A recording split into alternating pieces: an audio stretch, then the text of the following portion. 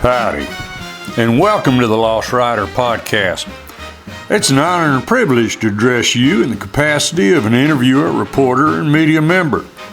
Too many modern media outlets have forgone the integrity and responsibility required of credible information sources.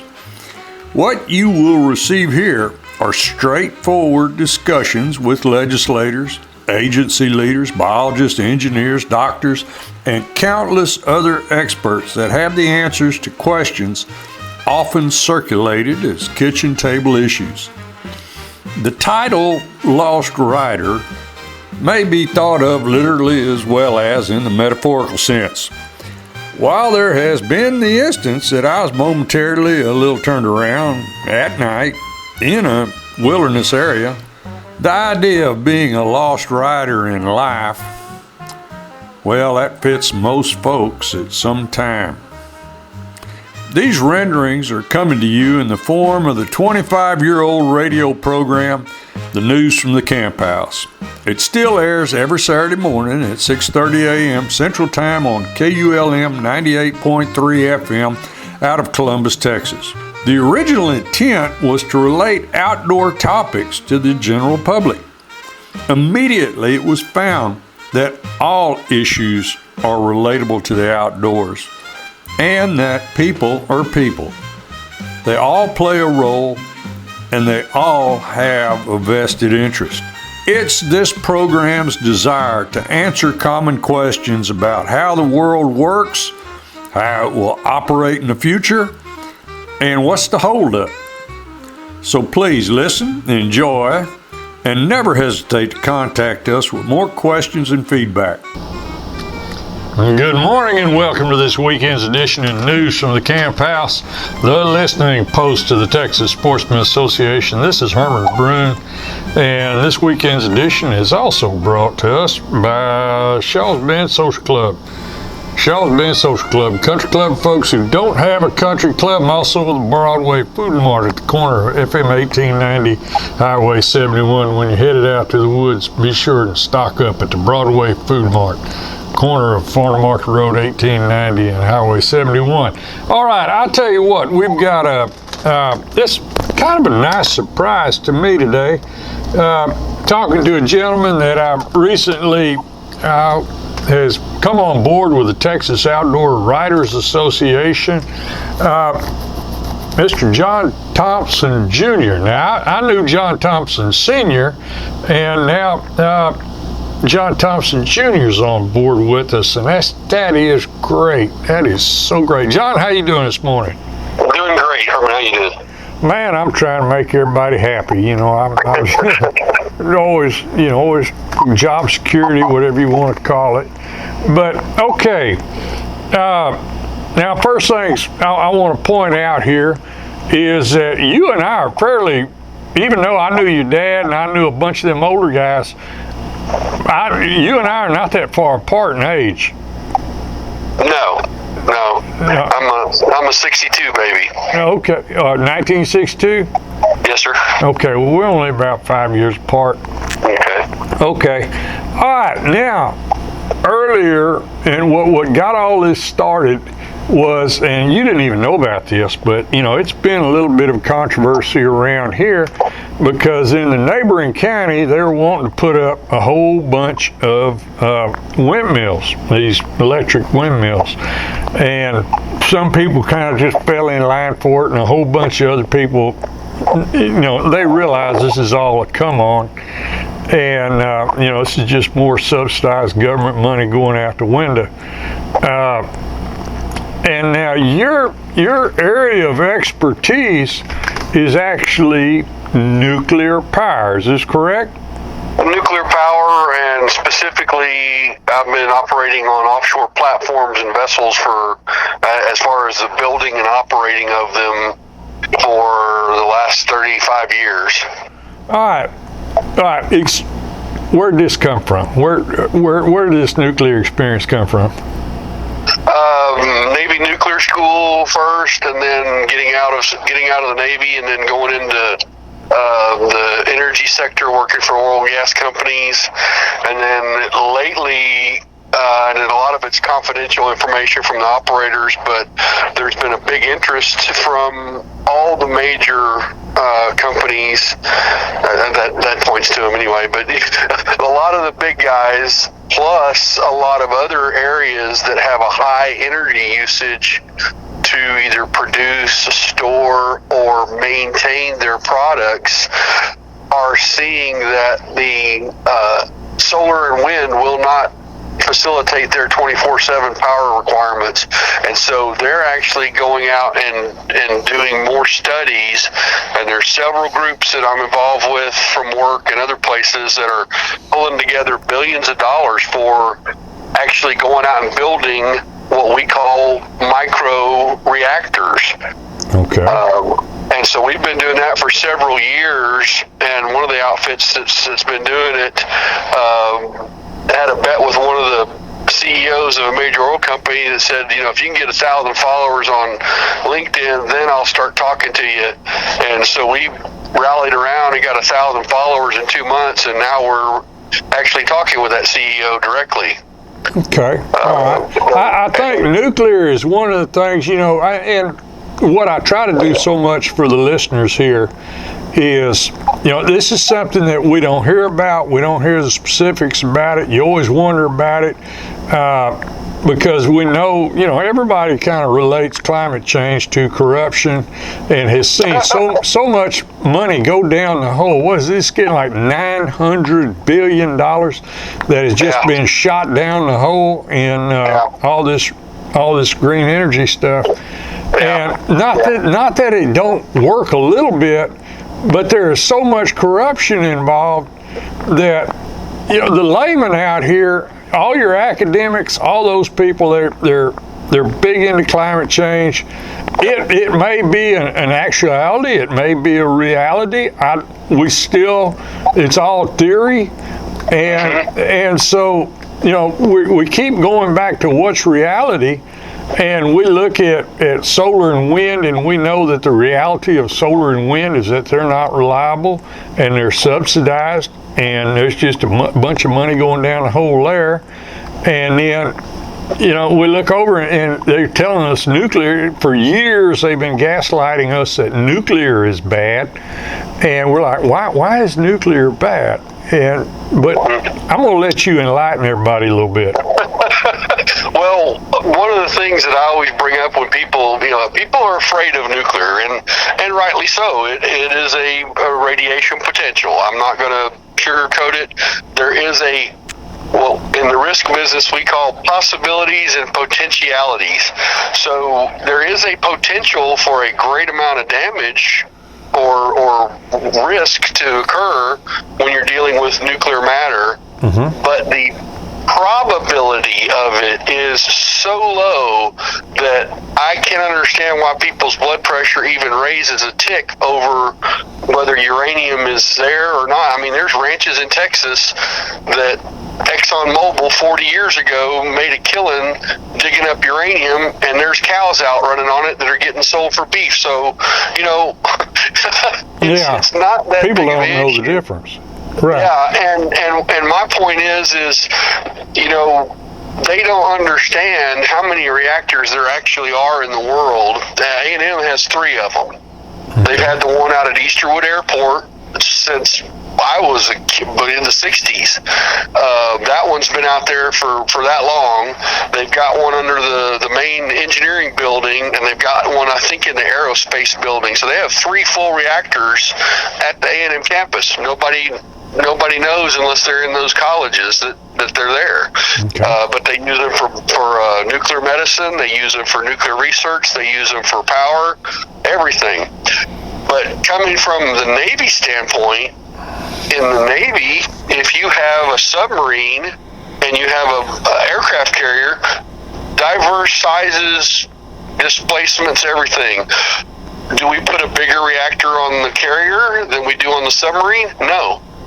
We figure out how much power each one of them needs, and we know we've got these 1 or 2 or 3 designs that output this amount of power, and we put that many reactors on. So a submarine may have 3 or 5 reactors.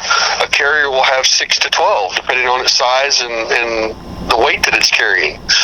But when you have them uniform like that, as they should be in the military, a guy that can run a reactor on a carrier can go to another carrier or a submarine or any other nuclear vessel, and the same valves, knobs, dials, widgets, everything on each one of them are uniform. They know how to fix them.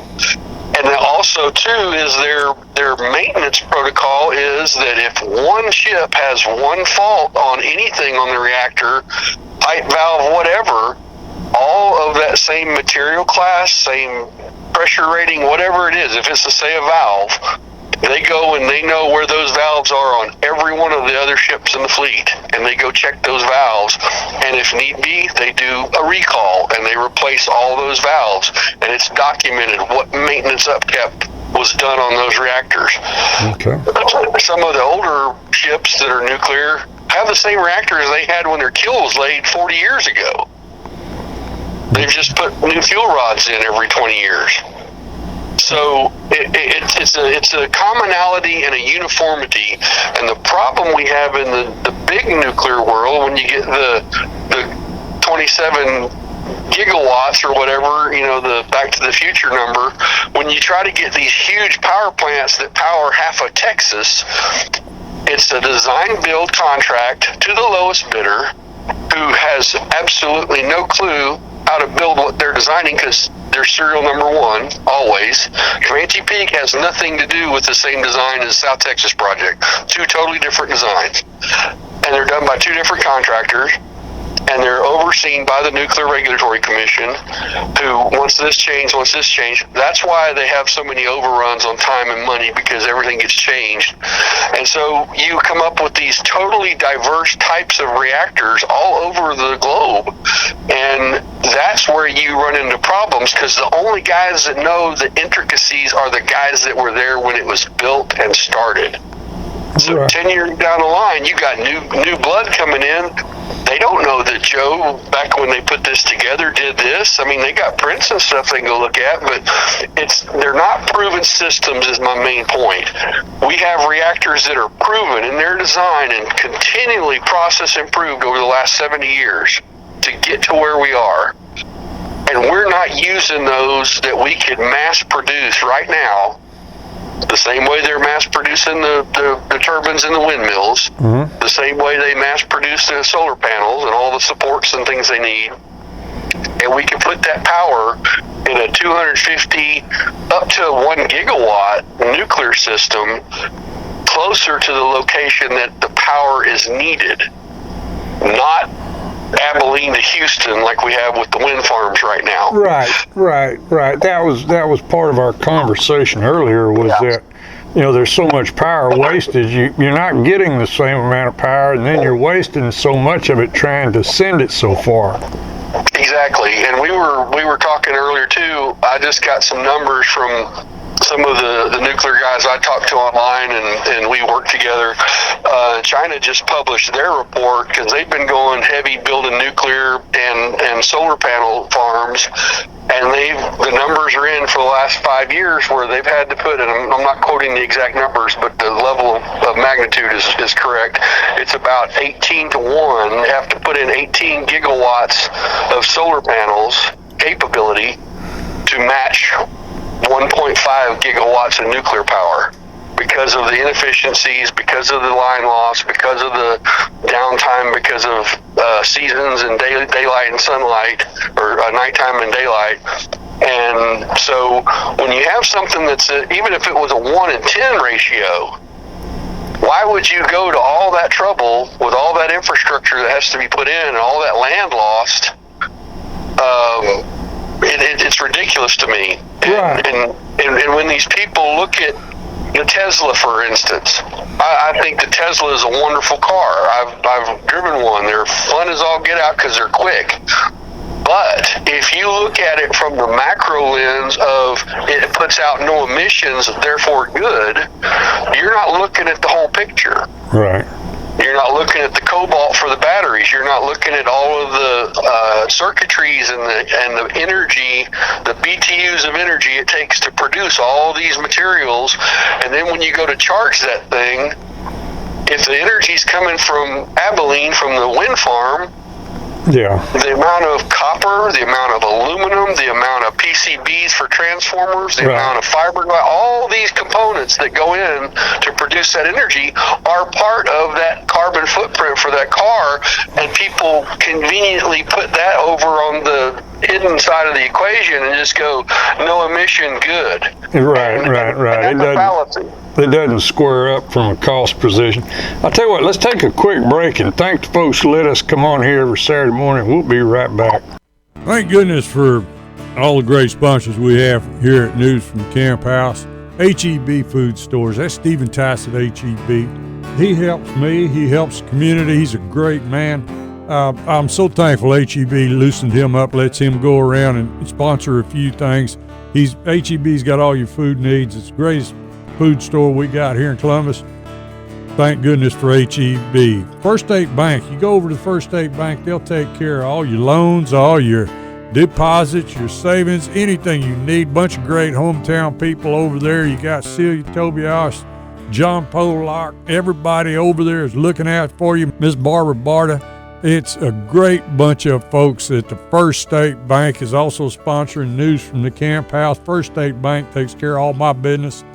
Baumgart Agency, Susan Baumgart at the Baumgart Agencies, her and Germania. She told me to plug Germania. Germania is an insurance that she likes everybody to know about. The Baumgart Agencies.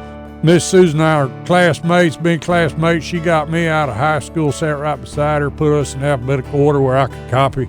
And Susan Baumgart over at the Baumgart Agency taking care of all your insurance needs. Lyco Realty, one of the original sponsors of News from the Camp House. Lyco Realty, the oldest real estate company in the county, and for the last 3 years voted the favorite realtor in the county. Lyco Realty, that's Miss Kimberly Johnson, that's Crockett's granddaughter.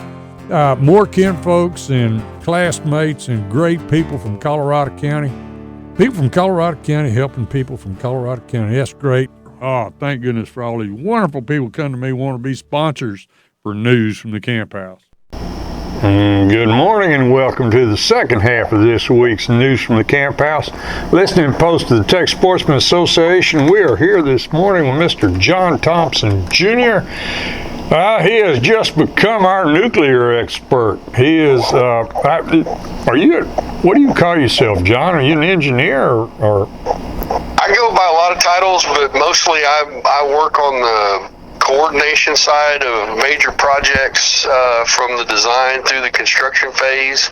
So when the engineers start designing, I come in and work with the management of the company and the engineers and try to figure out the fastest way to get it constructed without killing anybody or losing any time for material losses. So it's an efficiency engineer, but it's a construction degree basically. Now one of the big points that we just came up with in the first half was that one of the problems with nuclear is having you said in the military, whether it's a submarine, a nuclear-powered submarine, a nuclear-powered aircraft carrier, or whatever, it has the same systems. And that's not what happens when they build nuclear power plants. Correct. How do you rectify that problem? What we're doing right now is really pushing through economical means and proving our stuff by doing designs and prototypes outside of the U.S. We're pushing through the regulatory commission that these other microreactors are 100% safe. And one of the things we touched on earlier was the biggest problem we had with the older reactors was the heat transfer media in the nuclear reactor to the heat exchangers. So the nuclear reactor is hot, it makes hot something, and it transfers that heat to demon water, which turns into steam, which drives the steam turbine generators. That's a simple way of saying a long, drawn-out process. So you make heat with the uranium, you transfer that heat to steam or to water to make steam, and it drives an impeller turbine. Right. So the old school reactors, a lot of them had a water shield around them. Well, pure water even demon water can maintain a radioactive charge if it's discharged in the atmosphere. Okay. So fallout, right? Right. Our newer reactors, we're using things like liquid helium as a heat transfer media, which is a noble gas. It's inert. It will not hold a radioactive charge. So we can release all that liquid helium and nothing would happen. People would talk like Donald Duck if they got too close. But other than that, there's nothing wrong with it. I mean, and helium is an easily manufactured gas. You can extract it from the air.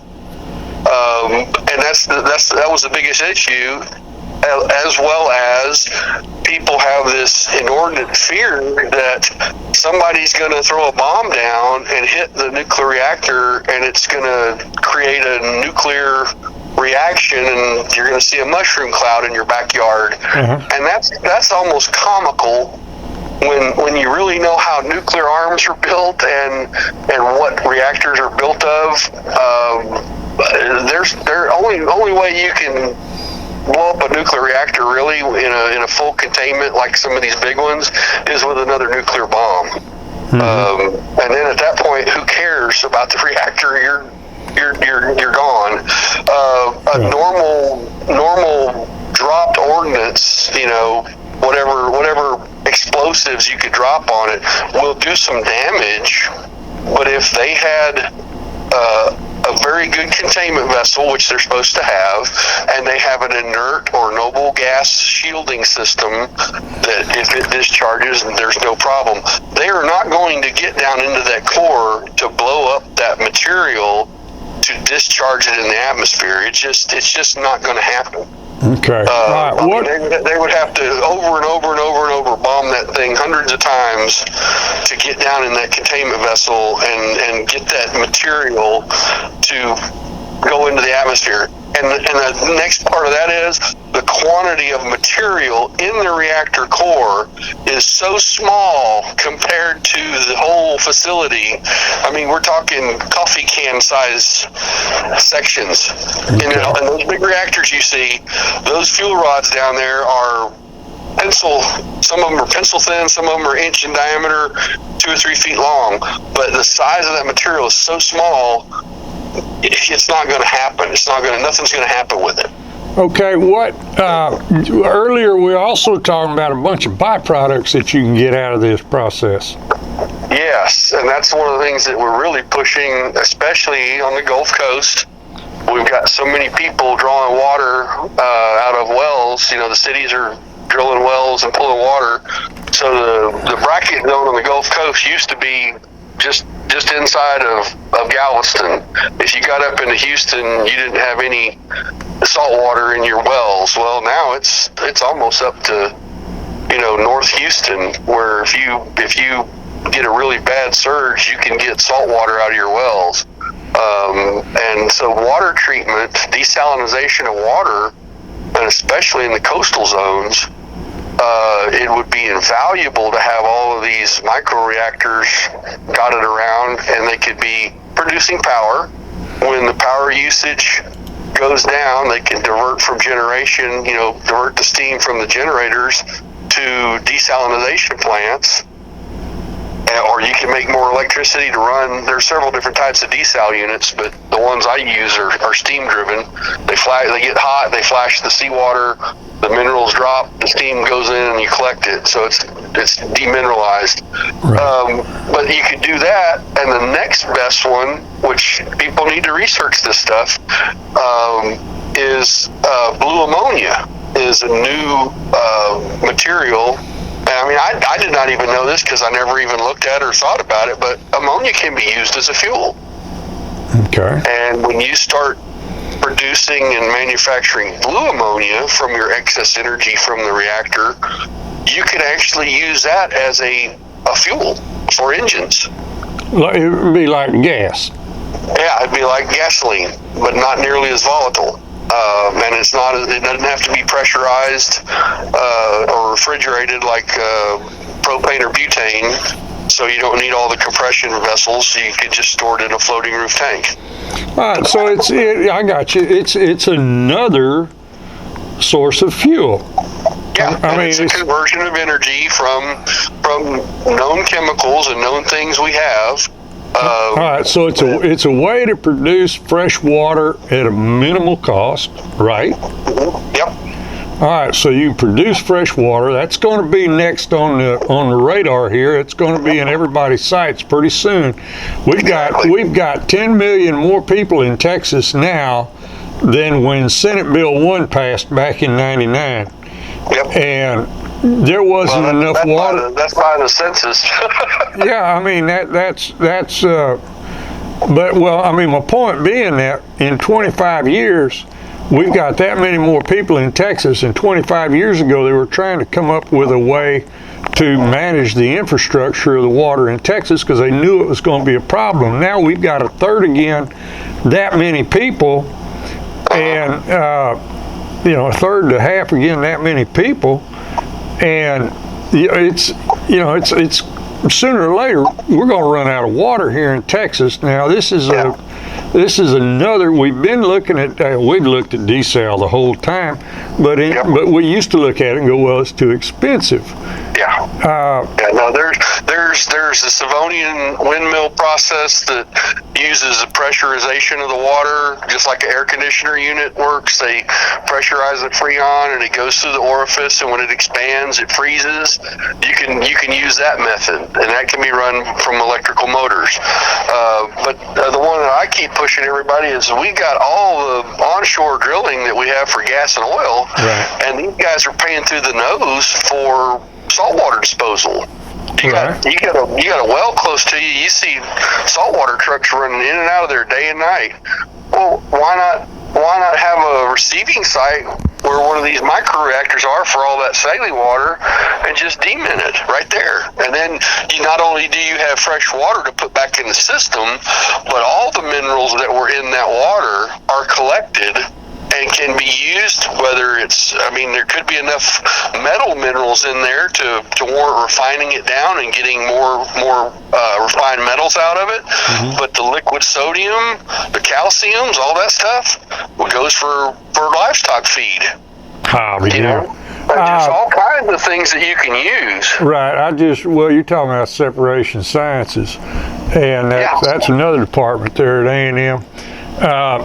The lithium, they were talking about if you really have stuck on having to have that lithium that's coming from China, that they perceive that 40% of the lithium needed to produce all these EV batteries